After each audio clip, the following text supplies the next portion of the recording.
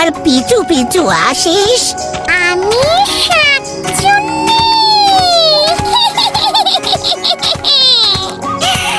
আমাকে তোর হাতের মাছটা দিয়ে যা।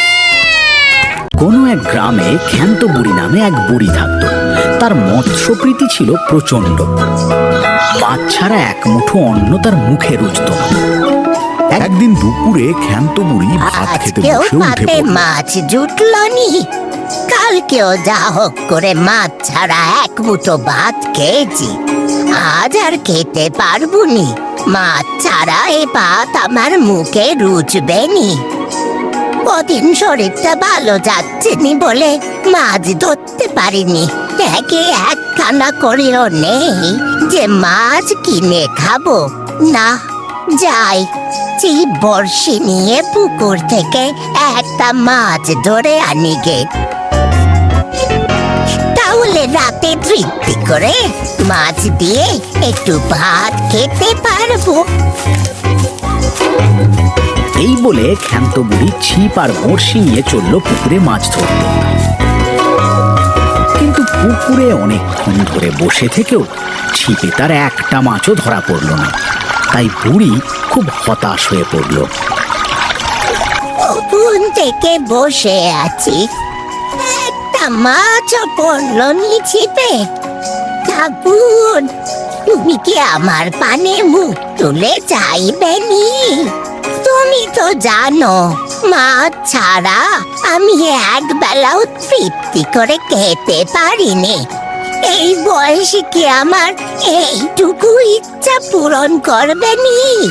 না, আর একটু চেষ্টা করে দেখি, যদি কিছু হয়। ক্ষান্ত বুড়ি আবার আশা নিয়ে মাছ ধরতে লাগলো। এদিকে খিদেতে অবসন্ন ও বয়সের ভারে অপত্য শরীরে ক্লান্তি নেমে আসে, এবং কখন যে তার চোখ দুটো বুজে আসে বুড়ি তার টেরই পায় না। মাছ ধরতে ধরতে ঘুমিয়ে পড়ে সে।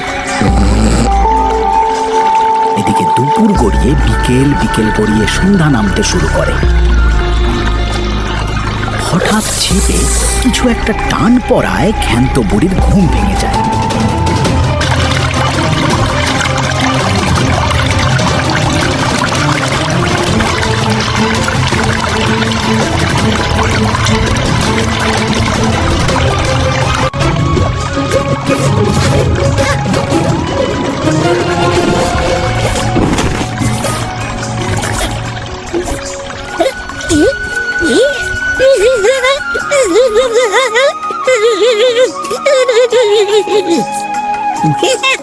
ঠাকুর, তুমি এই বুড়িটার দিকে চোখ তুলে চেয়েছো গো? কত বড় মাছ!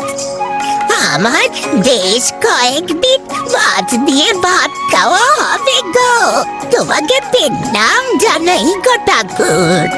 যাই, তাড়াতাড়ি বাড়ি গিয়ে মাছটা রান্নার ব্যবস্থা করি গে।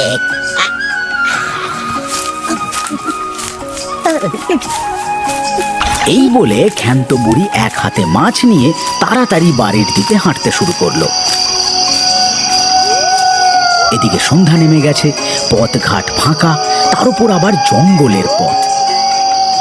তাই ক্ষান্ত বুড়ি খুব তাড়াতাড়ি পা চালাতে লাগলো।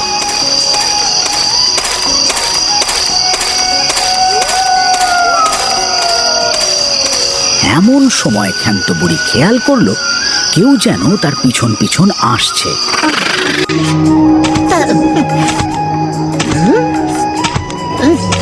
কে রে?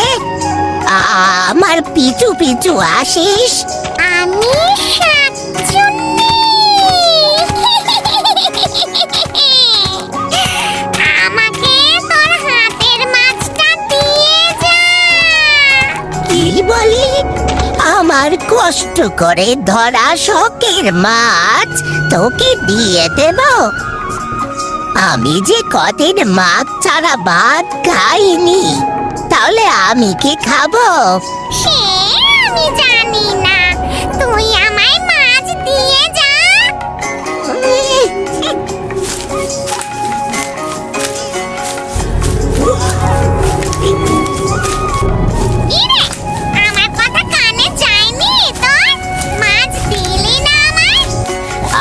চুন্নিকে যদি মাছটা দিব না বলি, তাহলে সে মাছটা কেড়ে নিতে পারে। এত উতলা হচ্ছিস কেনে? আর একটু আয় আমার সাথে, তোকে মাছ দিচ্ছি। তাই বুঝি? তাহলে আর একটু যাই তোর পিছু পিছু। এদিকে ক্ষান্ত বুড়ি যত জোরে হাঁটে, শাকচুন্নিও তত জোরে হাঁটে। কি রে, তুই আমায় মাছ দিলি না? আমাকে মাছ না দেওয়ার মতলব করেছিস তুই? আরে দাঁড়া দাঁড়া, দেবো দেবো, বলেছি তো দেবো।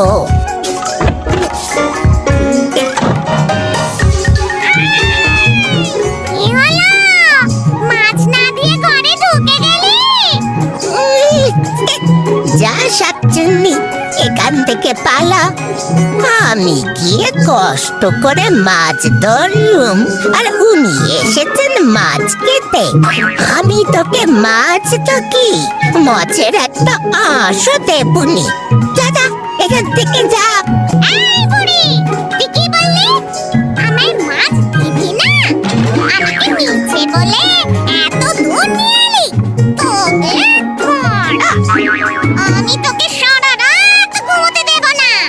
যতক্ষণ না আমায় মাছ দিচ্ছিস, আমি তোর দরজার গোড়া থেকে কোথাও যাব না। শাকচুন্নি এইভাবে এখান থেকে যাবে না, আর সারা রাত ধরে চিৎকার করতে থাকবে। তাই শাকচুন্নিকে শায়েস্তা করার জন্য উনুনে খুন্তি গরম করতে। আমায় মাছ দে! আমি তোকে সারা রাত ঘুমোতে দেব না।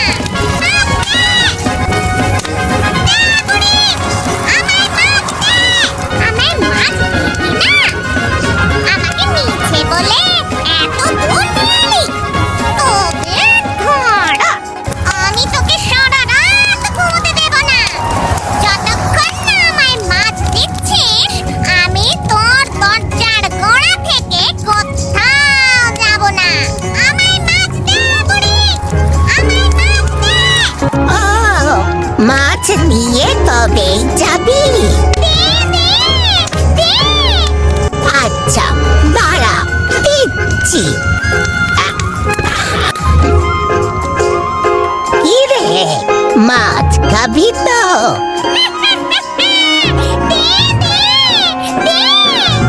একটা শর্তে তোকে মাছ দেব। আমি কিন্তু ঘর থেকে বের হতে পারবুনি। তুই দেয়ালের উপর দিকে একটা ছোট্ট গর্ত দেখতে পাচ্ছিস? তুই ওই গর্তের ভেতর দিয়ে হাতটা বাড়া, আমি তোর হাতে মাছ দিচ্ছি। নে, তোর মাছ খা।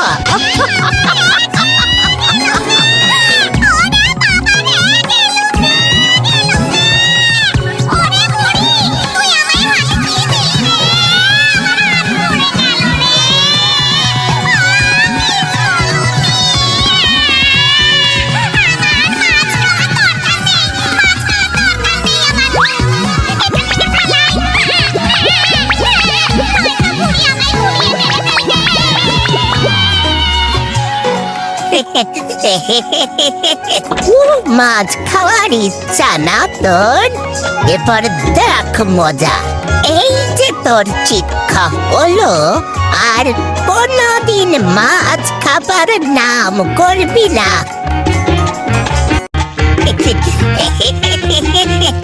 এবার আমি মোটের সুখে মাছ দিয়ে ভাত খাবো।